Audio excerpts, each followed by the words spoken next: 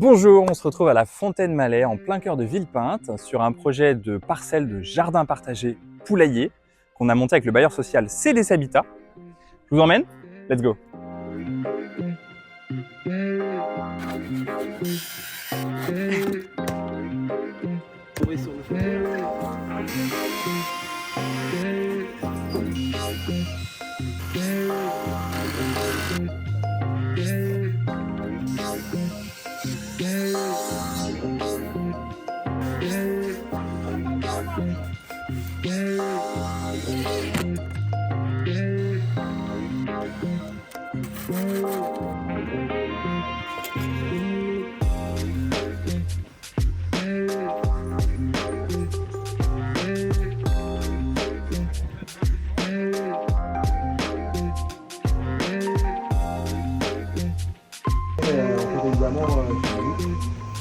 Les pattes, les hôpitaux.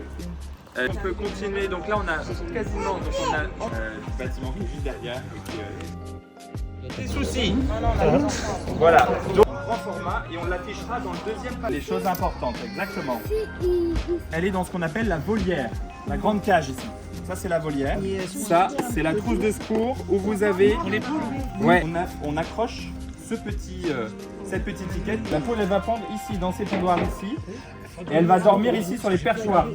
Hop là, voilà. On le fait. Puis ensuite, on saupoudre comme du sucre glace. La bouffe, c'est que là, ici. Donc, là, vous avez la trappe. Voilà. Tac, tac, tac.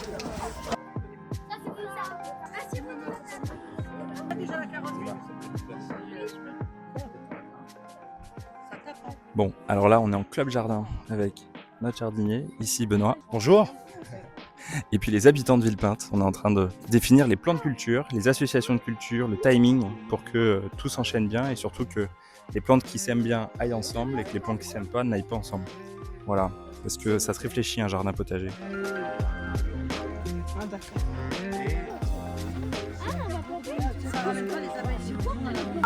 Je sais. La volonté d'une plante, toujours, c'est de survivre. Une fois qu'on a toute la note, on regarde au niveau des racines, en terre. Oui. Quand on va planter.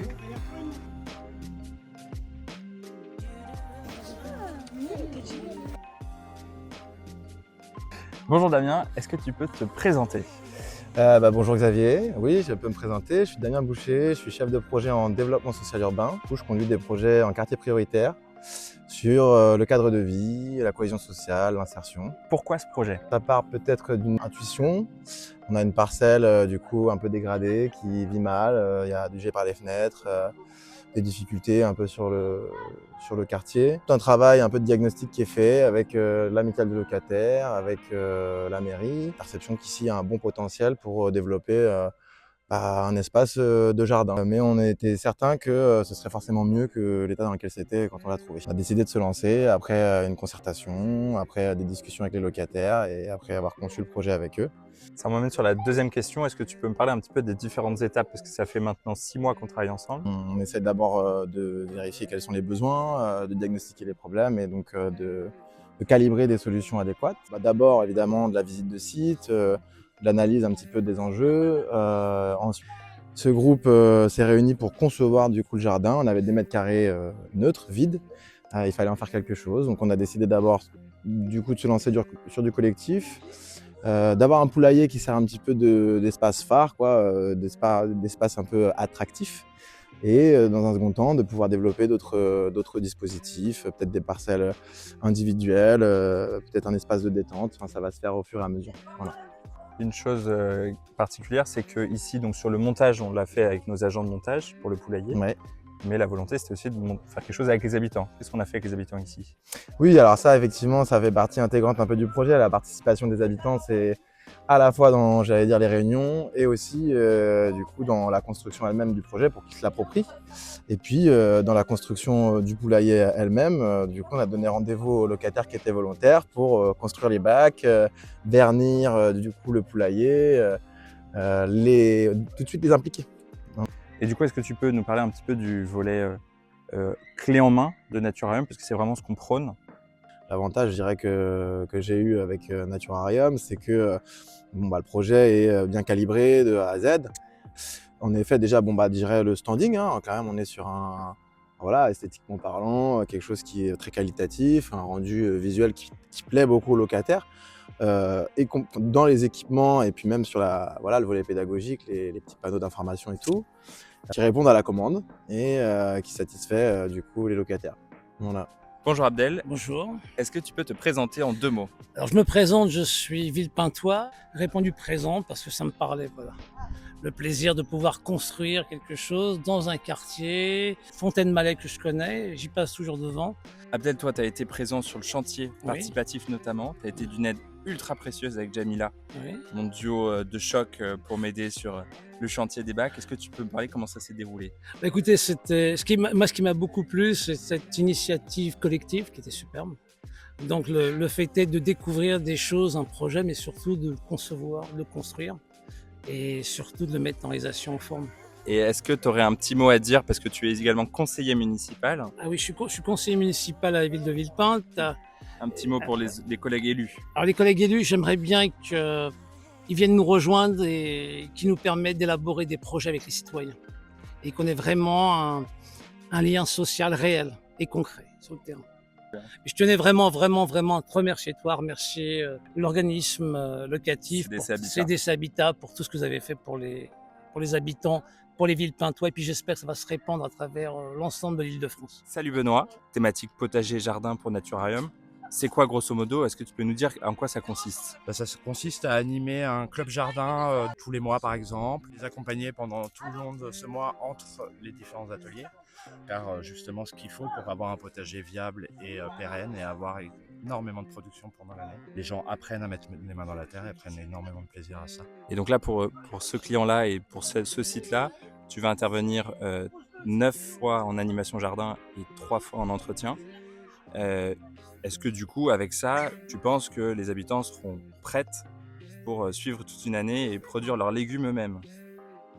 Si les gens sont investis et que moi je fais mon accompagnement correctement, et je pense que avec le club jardin qu'on a ici, je pense que les gens seront totalement à fond et investis pour pouvoir faire un suivi correct et avoir une production qui peut être assez intéressante à partir du moment où toutes les parties prenantes font exactement ce qu'ils ont prévu de faire et que je donne les bons conseils pour qu'ils puissent évidemment faire les bonnes actions et produire et planter au bon moment et faire les récoltes au bon moment aussi. Est-ce que tu as des exemples, toi qui as beaucoup de recul de plusieurs années de projet jardin, ça peut être pérennisé un projet jardin? Des fois il y a des projets qui avortent parce que ça manque de suivi. Est-ce qu'avec notre suivi et les animations qu'on propose, est-ce que tu penses que les ingrédients sont là pour que ça dure dans le temps? De ce que je vois aujourd'hui, les ingrédients sont effectivement là, parce que je vois que ce soit les adultes ou les enfants, tout le monde est investi dans le quartier et dans la résidence pour pouvoir pérenniser ce projet. Ce qui n'est pas toujours le cas en effet sur d'autres lieux où en fait on sent que l'énergie ne prend pas. Mais là c'est de bon augure justement et le poulailler est là aussi pour aider à faire en sorte que les gens soient là fréquemment et passent devant le potager quasiment tous les jours. Et du coup, j'ai aucun souci à me faire sur la pérennité de ce projet. Une petite anecdote du jour qui t'a plu? Les enfants arrivent et plantent la plupart de toutes les aromatiques et les fraisiers et qu'ils font ça bien. Et là, ils sont en train d'arroser et je trouve ça génial. Je pense qu'ils vont prendre de plus en plus de plaisir et à mettre les mains dans la terre et à voir le fruit de leur travail bientôt et déguster énormément de saveurs. Ouais, et là, vous voyez pas, mais du coup, on a des enfants, notamment des enfants qui n'ont pas encore qui n'ont pas les parents qui sont avec. En plus, c'est des enfants du quartier qui viennent, qui sont greffés sur le projet. Et ça, c'est trop chouette parce qu'on a les mamies, les mamans, les papas. Tout le monde se retrouve et jardine ensemble.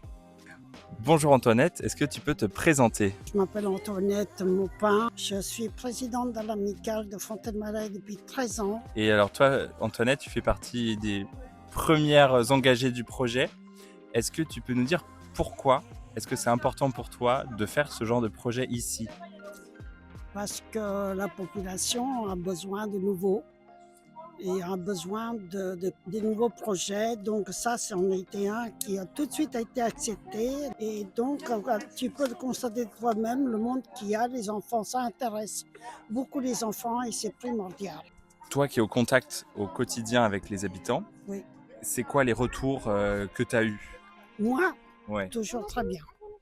Est-ce que tu as un petit mot à dire à ceux qui nous regardent et qui hésiteraient à faire un projet comme ça dans leur quartier? Ce que j'ai à leur dire, qu'ils ont tort de rester enfermés, qu'il faudrait qu'ils nous rejoignent, qu'ils fassent des projets comme ça, c'est très positif, moralement, physiquement, et transmettre aux enfants de ça, c'est très enrichissant. Merci beaucoup Antoinette. Alors Kaina, est-ce que tu peux te présenter? Moi, je m'appelle Kaina, 11 ans. J'habite ici, j'habite à Ville. Qu'est-ce que tu as appris aujourd'hui sur les poules? Aujourd'hui, j'ai appris comment on faisait naître des poules, où vivaient les poules, où venaient les poules et qu'est-ce qu'on pouvait donner aux animaux, la nourriture qu'il fallait, la nourriture qu'il fallait pas, comme par exemple des épluchures.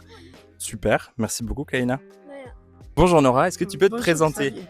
Oui, je m'appelle Nora Ouass, j'ai 53 ans et j'habite à Villepinte depuis 8 ans. Et toi tu fais partie pareil des précurseurs du projet. Oui. Est-ce que tu peux me dire à toi pourquoi est-ce que tu fais ce projet? Le social avec des gens, voilà, un jardin, c'est un partage entre les voisins. Ça me tient à cœur, j'espère que ça va aller trop loin. Toi, c'est important pour toi que les enfants participent? Bien sûr, ça va les faire sortir un peu du quotidien de la maison, de l'école. C'est un peu qui change un peu avec les autres. Un truc qui t'a marqué depuis le début du projet, ça fait 6 mois qu'on se connaît maintenant. De raconter tout ce qu'on vit en communauté, des gens que on les croise mais on parle pas, mais avec ce projet, on arrive à parler avec eux, de sociabiliser avec eux. C'est ça le but, de parler avec d'autres personnes.